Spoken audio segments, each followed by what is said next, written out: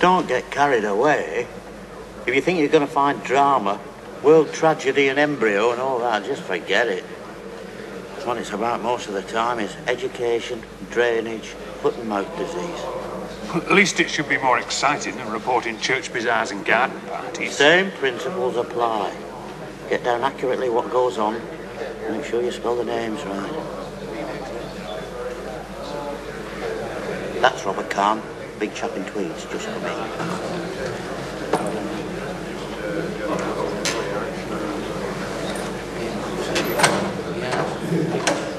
They say he'll be the next alderman in place of Farrer. But Snaith will have something to say about that. That's Snaith, over the secretary's desk. Who's the old boy he's talking to? Alderman East, vice chairman. 84, deaf as a post. Are they friends, then? Friends? I doubt if Snaith's any man's friend, except when it suits him. Sharp as a sack of monkeys. Likes power. Richest man on the council, so they say. Horace? Sid, I expect to see you here today. Heard you'd got promotion. Right. I'm off to the Sheffield office next week. Just showing my successor the ropes as Lovell Brown, Horace Turner, Yorkshire record. How'd you do? Brown, getting them all sorted out, are you? Some of them. Oh, look, there's Mrs. Beddoes. I know her. Are you coming reporting here now, then?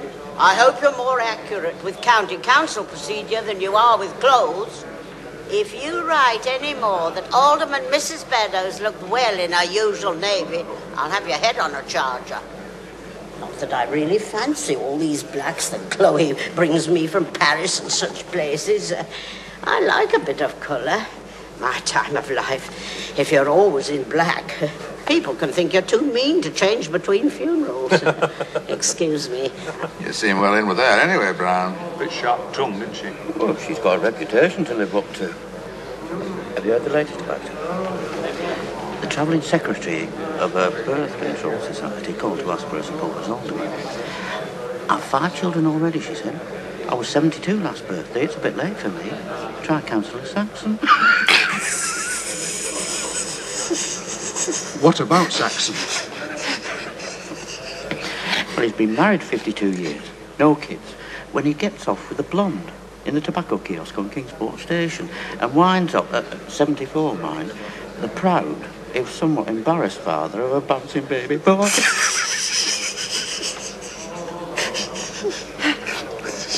Didn't you know? I thought everybody in South Riding did. Everybody but Mrs. Saxon.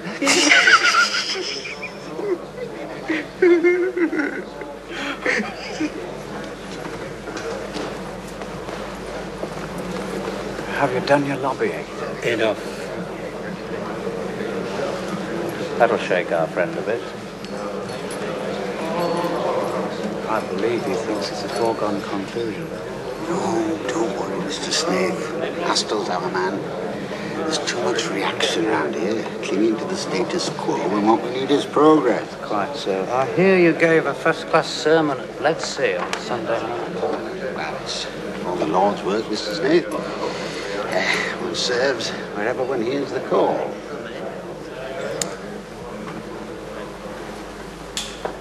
The first business of this meeting will be to appoint an alderman to fill the vacancy caused by the death of Alderman Farrer.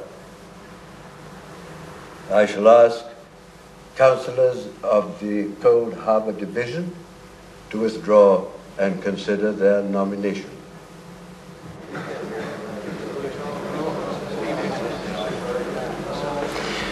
It's as good as settled, surely. Oh? Who? Khan, of course. God, don't you believe it? That's what Gryson told me. Gryson. Army and county stick together. Khan's not county. Lord Sedgemoor's son-in-law. A runaway marriage. And she's in an asylum. A private mental home, you mean? At Harrogate. He pays 10 guineas a week, they say, not counting extras. Yeah, would have been cheaper if he'd divorced when she started carrying on with young Lord Waiton. Oh, yeah, there was nothing in that. The kid's supposed to be Khan's anyway. I'm queer with it. Mental, you mean? 11.80 in the shilling. Never been to school. Too much of her mother's blood.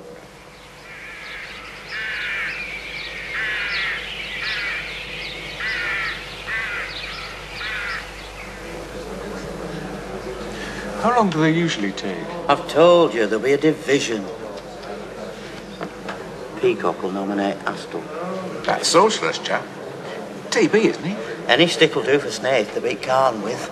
That's what it's all about. Besides, Khan's failing.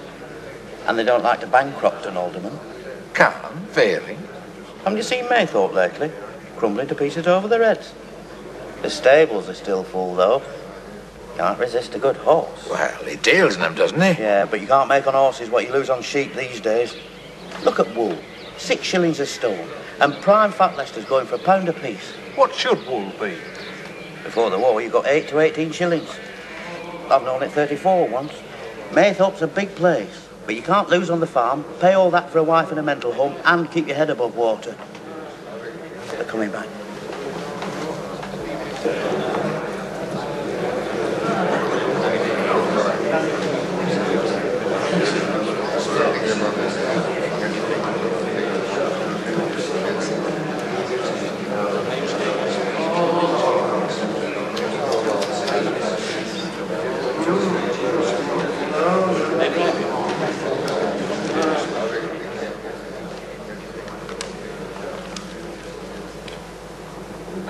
The division is divided on its recommendation. I have 2 nominations, voting as follows. Councillor Astle, 5. Councillor Khan, 4. Mr. Chairman, I'm not entitled to take any part in these proceedings, but might I be allowed to suggest that the full vote be taken by secret ballot and not by the usual show of hands? Will any councillor care to make such a proposal? I propose, Mr. Chairman. And I will second the motion. All in favour? Carried.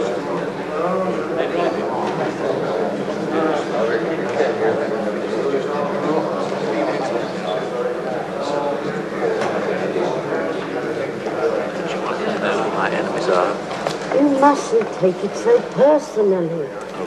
It's not in the least important. What I can't understand is you say Snaith's behind this, but he's a capitalist. Astle's a socialist. You shouldn't be too quick to attach labels. Not with men like Snaith, anyway. He moves in mysterious ways. His purpose is to perform